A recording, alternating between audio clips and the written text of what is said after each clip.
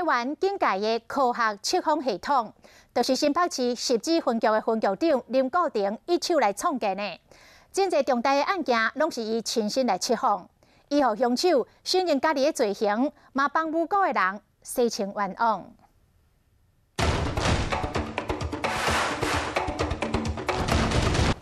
人生如戏，专靠演技，也过坐上七八十岁，这条椅啊，无人是影帝。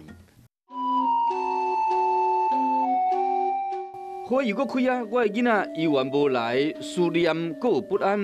2007年11月份，警方收到一封来自宜兰嘉甲女受刑人的批，伊讲当地男朋友水泥工阿红，当外前带5岁查某囝来看过伊了后，就无消息啦。这个5岁囡仔到底伫倒位？警方开始测谎。他也是否认，全部否认，全盘否认。我就跟他讲，我说你的图呈现的是小女孩在土底下。在基隆立德山都把他杀害，人现在在基隆。他说：“哎，我不知道啊，小女孩自己走丢了或怎么样的。”我说：“不对啊，走丢不会呈现这样的图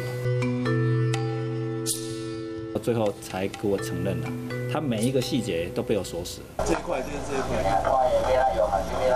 因为他水泥工，他就用一个装棉被的袋子把那个尸体装起来，然后放在纸箱里面，再用他水泥把它封起来。2天以后干了以后，再把那个石块抬到他租屋的后面的后山。一个囡仔死了，你哪安尼做？在那边安尼做？面对真相，点点无因嘛，无法度推卸责任。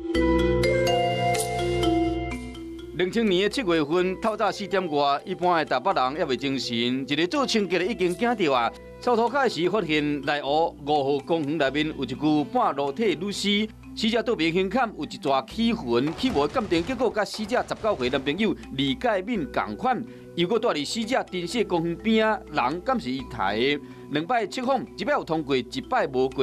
检察官起诉无采信通过测谎，以杀人罪起诉，求处死刑。1、2审判决无罪，最高法院经3审，法官要求第3摆测谎。我被那个问题是从2点多他接到他女朋友电话，一直到清洁工4点半这个期间。案发时间是3点多，我说你总共下楼到公园几次？0啊，没有啊，没有下楼啊，没有下楼怎么杀了？李介敏依然无法度全身而退，经审的法官改判有罪13年的徒刑确定。李介敏入家服刑，一直到2015年，刑事局最新的 DNA 鉴定科技中验，死者倒面胸坎的起痕是另外一个查甫人的。犯案中心，李介敏终身得到挽告的自由。一定清白的。一定清白了，没有错，没有错。好，谢谢。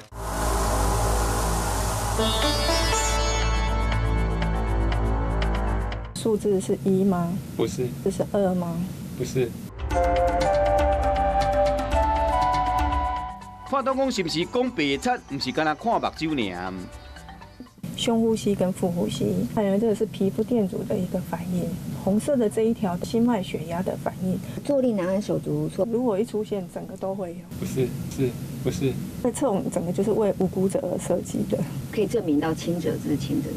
我认为是可以的，也许它的准确度有到96%多。不是。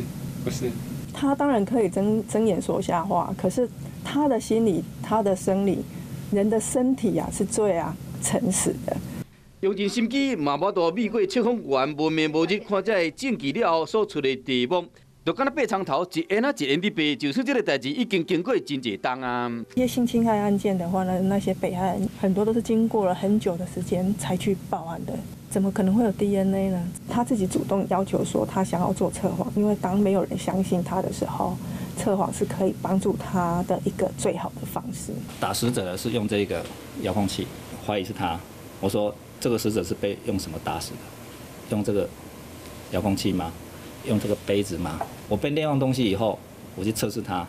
他如果每次都呈现在这里，我的几率就1/6，第2次又1/6，第3次1/6，就216%的可能性嘛，偶发率嘛。这216%的偶发率代表他说谎的程度有多高？216%，215%，这怎么会不科学嘞？以科学的方法复人，以这线条救人，突破真济重大刑案的林国庭，20多年来建立刑事局测谎专业系统，连美国甲新加坡拢来学。伊相信讲测谎毋是跋筊，靠证据毋是靠运气，人毋是干那活一个生死尔，更加要活一个对甲毋对。